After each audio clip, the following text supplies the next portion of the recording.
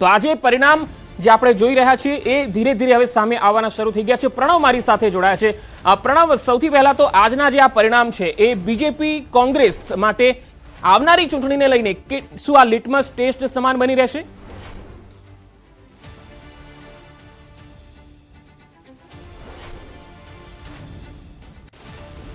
જી પ્રણવ, મારો અવાજ આપને આવી રહ્યો છે? તો પહેલી સવાલ એ છે કે આજનું જે પરિણામ આવશે અને જે પણ આવે, કોઈના પણ તરફેણમાં આવે કે વિરોધમાં આવે, પણ મૂળ વાત એ છે પ્રણવ કે બીજેપી અને કોંગ્રેસ માટે હવે પછી જે ચૂંટણી આવશે તેના માટે કેટલી મહત્વની સાબિત થશે આ પરિણામ?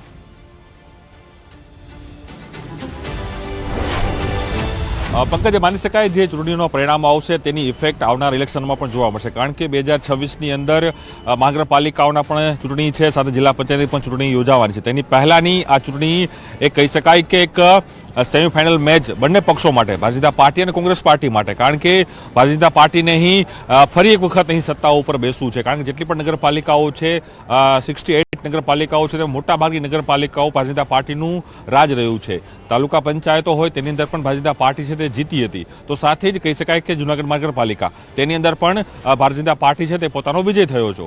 એ ચોક્કસ માની શકાય કે આ જે પરિણામો આવવાના છે, કોંગ્રેસને અહીં બેઠું થવા માટેનો એક ચાન્સ મળી રહ્યો છે, કારણ કે 2022માં જે પરિણામો આવ્યા અને સાથે 2024માં જે પરિણામ આવ્યા તે કોંગ્રેસ પાર્ટી માટે સેટબેક હતા, કોંગ્રેસ પાર્ટી માટે ઘણા નબળા હતા, પરંતુ ભારતીય જનતા પાર્ટી માટે એક અલગ નવા રેકોર્ડ બનાવવાના કામ 2022માં થયા।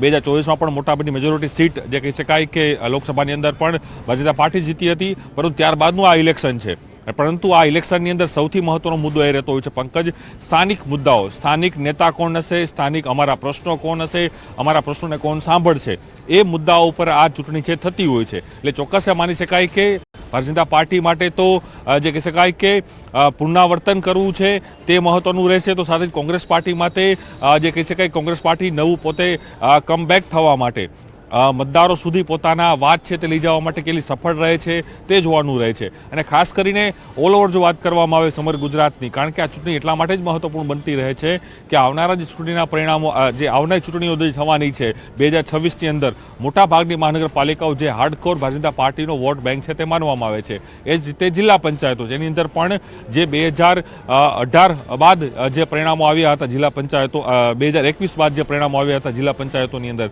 તે મોટાભાગના મેજોરિટી ભારતીય જનતા પાર્ટી ત્યાં જીતી હતી અને કોંગ્રેસ ડબલ ડિજિટ પણ ક્રોસ નથી કરી શકી। ત્યારે આ જે પરિણામો છે ને આજે જે ભાવિનો ફેસલો થવાનો છે રાજકીય પક્ષો માટે, સાથે એ પણ સમજવાની જરૂર છે કે આમ આદમી પાર્ટી 2022માં પણ ચૂંટણી લડી હતી, તો સાથે જ એ કહી શકાય કે સ્થાનિક ચૂંટણીઓની અંદર પણ આમ આદમી પાર્ટીના અનેક એવા જે વોર્ડ છે કે અનેક એવા વિસ્તારો છે જેની અંદર તેઓ ચૂંટણી લડી રહ્યા છે। આમ જોવા જઈએ તો નેશનલ તરીકે નેશનલ એલાયન્સ કોંગ્રેસ પાર્ટી અને આમ આદમી પાર્ટીનું છે, પરંતુ અહીં જે કહી શકાય કે સ્થાનિક ચૂંટણીઓની અંદર એ ગઠબંધન નથી થયું, માત્ર ખાલી ઔપચારિક એક સમજૂતીના ભાગરૂપે કેટલી જગ્યાએ બેઠકો છે તે રિઝર્વ રાખવામાં આવી હતી, પરંતુ આ વખતેનું જે આ પરિણામ છે તે ચોક્કસ ભારતીય જનતા પાર્ટી માટે પ્લસ થવાનું હશે અને સાથે જ કોંગ્રેસ પાર્ટી માટે પણ, કારણ કે કોંગ્રેસ પાર્ટી જે રીતે બેકફૂટ ઉપર જોવા મળી રહી છે, કોંગ્રેસ પાર્ટીને જે રીતે પરિણામો 2018માં જોવા મળી રહ્યા હતા તેનું કેટલું તેઓ નહીં ફળ મળે છે। હાલ ઘાટલોડિયાથી દીપિકા ખુમાણ પણ મારી સાથે જોડાયેલા છે। દીપિકા, આપની પાસે આવીશ। હાલ એક વોર્ડની મતગણતરી ઘાટલોડિયામાં પણ શરૂ થઈ ગઈ હશે, હાલ આપ શું જોઈ રહ્યા છો મતગણતરી કેન્દ્ર પર?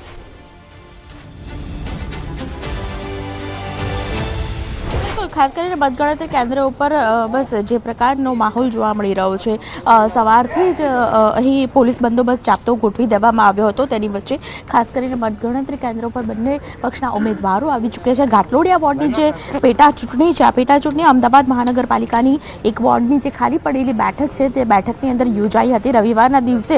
જો કે નિરસ્તાપૂર્વક જે રીતે મતદાન જોવા મળ્યું હતું, ખૂબ જ ઓછું મતદાન, 28% જેટલું મતદાન થયું હતું, તે વચ્ચે ખાસ કરીને મતગણતરી કેન્દ્ર ઉપર આપ જોઈ રહ્યા છો પોલીસ બંદોબસ્ત વચ્ચે મતગણતરી છે તેની શરૂઆત થઈ ચૂકી છે અને મતગણતરી જે રીતે એજન્ટ છે તેમની એન્ટ્રી માટેની આ સ્થળ છે કે જ્યાં એજન્ટ અંદર ખાસ કરીને બંને પક્ષના એજન્ટ છે તેઓ કામ કરી રહ્યા છે। ઘાટલોડિયા વોર્ડ નંબર 7ની પેટા ચૂંટણીનો જે માહોલ સર્જાયો છે તેમાં 4 બેઠક જે અમદાવાદ મહાનગરપાલિકાની ઘાટલોડિયા વોર્ડની છે તેમાંથી એક બેઠક ઉપર કોણ બાજી મારશે બસ થોડી ક્ષણોની અંદર ખ્યાલ આવી જશે।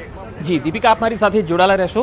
તો દર્શકોને અહીંયા એ જણાવી દઈએ કે અમદાવાદમાં 3 નગરપાલિકા પણ છે, ધંધુકા, બાવળા અને સાણંદ, જેનો પણ પરિણામો આજે આવવાના છે અને 9 વાગી ચૂક્યા છે, એટલે મતગણતરી હવે શરૂ થવા જઈ રહી છે. મોટાભાગના કેન્દ્રો પર મતગણતરી શરૂ થઈ ચૂકી છે અને લુણાવાડા વોર્ડ નંબર 1ના પહેલા રાઉન્ડમાં ભાજપ અત્યારે આગળ ચાલી રહ્યું છે અને બાલાસિનોર વોર્ડ નંબર 1ના પહેલા રાઉન્ડમાં પણ ભાજપ આગળ ચાલી રહ્યું છે. સંતરામપુરના વોર્ડ નંબર 1ના પહેલા રાઉન્ડમાં ભાજપના ઉમેદવાર આગળ ચાલી રહ્યા છે, એટલે અહીંયા ભાજપ માટે સારી પોઝિશન શરૂઆતમાં દેખાઈ રહી છે. તો ખાનપુર વોર્ડની અંદર કોંગ્રેસના ઉમેદવાર આગળ છે.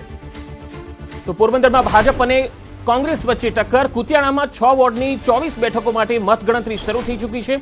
કુતિયાણા અને રાણાવાવ આ બંને જે પાલિકાઓ છે તેમાં પરિણામો જોવા ખૂબ રસપ્રદ બનશે, કારણ કે અહીંયા બીજેપી અને સમાજવાદી પાર્ટી વચ્ચે કાંટાની ટક્કર છે. પોસ્ટલ બેલેટની અત્યારે મતગણતરી થઈ રહી છે અને સહયોગી સંધ્યા પાસે જઈશું અને મહત્વની અપડેટ આપશે સંધ્યા પંચાલ. જી સંધ્યા. ની વાત કરીએ, મહીસાગરથી આપણી પાસે અપડેટ આવી રહ્યું છે. મતગણતરી શરૂ થઈ ગઈ છે. લુણાવાડા વોર્ડ નંબર 1ની મતગણતરી શરૂ અને પ્રથમ રાઉન્ડમાં બીજેપી આગળ છે. જી હા, બીજેપી માટે હરખનો આ સમય આવી ગયો છે, કારણ કે શરૂઆત જ અહીંયા પ્રથમ રાઉન્ડમાં આગળ છે. લુણાવાડા વોર્ડ નંબર 1ની વાત કરી રહ્યા છે, જ્યારે બાલાસિનોર વોર્ડ નંબર 1ની મતગણતરી શરૂ. બીજેપી અહીંયા પણ આગળ છે. બાલાસિનોરમાં સંતરામપુર વોર્ડ નંબર 1ની મતગણતરી શરૂ છે અને બીજેપી આગળ છે. આ 3 વોર્ડની આપણે વાત કરી રહ્યા છે અને ત્રણેયમાં બીજેપી આગળ છે. મહીસાગરમાં મતગણતરી શરૂ થઈ ગઈ છે અને અહીંયાથી અપડેટ આવી રહ્યું છે. પંકજ, માટે ખૂબ સારી વાત છે સંધ્યા, આભાર માહિતી આપવા માટે. શરૂઆત થઈ ગઈ છે ભાજપ માટે. દરેક પાલિકામાં જે મતગણતરી શરૂ થઈ છે તેમાં ભાજપ હવે આગળ દેખાઈ રહ્યું છે. બાલાસિનોર, સંતરામપુર, લુણાવાડામાં ભાજપના ઉમેદવાર આગળ દેખાઈ રહ્યા છે. જોકે હજુ મતગણતરી ચાલી રહી છે. પરિણામો પર ન્યૂઝ 18 લગાતાર અપડેટ આપને આપતું રહેશે. ખાનપુર કનોડ તાલુકા પંચાયતના પહેલા રાઉન્ડમાં કોંગ્રેસ આગળ છે, એટલે ખાનપુરમાં કોંગ્રેસ માટે અહીંયા સારા સમાચાર કહી શકાય. તો કઈ રીતે આગળ રણનીતિ રણનીતિનો સવાલ નથી. હું એમને એક એઝ એ સ્પોર્ટ્સમેન તરીકે ખેલદીદી પ્રમાણે બેસ્ટ ઓફ લક કહેવા જાઉં છું ને એ લોકો આંકડો બોલે છે, બરોબર, કે અમે 18,500 વોટે જીતીએ છીએ. તો એનો મતલબ શું થયો? આમ જનતાને હું પૂછું છું, આમ જનતાને વિચારવાનું છે કે આ કઈ રીતની લોકશાહી છે, કઈ રીતનું વોટિંગ થઈ રહ્યું છે અને આ ચૂંટણી શું ખાલી ફારસ જ થઈ રહી છે?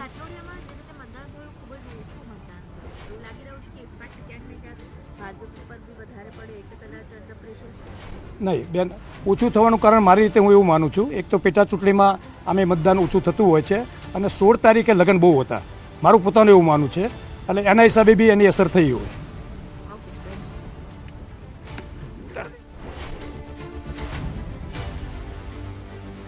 તો ઉમેદવારો અને જે સ્ટ્રોંગ રૂમ છે તેને લઈને ઉમેદવારો અને તેમના એજન્ટો પણ અત્યારે મતગણતરી કેન્દ્રો પર છે અને તેમનામાં પણ ઉત્સાહ જોવા મળી રહ્યો છે, કારણ કે મહીસાગરની ચૂંટણીની મતગણતરી શરૂ થઈ છે. અલગ અલગ મતકેન્દ્રો પર અત્યારે મતગણતરી ચાલી રહી છે. સંતરામપુર, બાલાસિનોર પાલિકાની પણ મતગણતરી શરૂ થઈ ગઈ છે.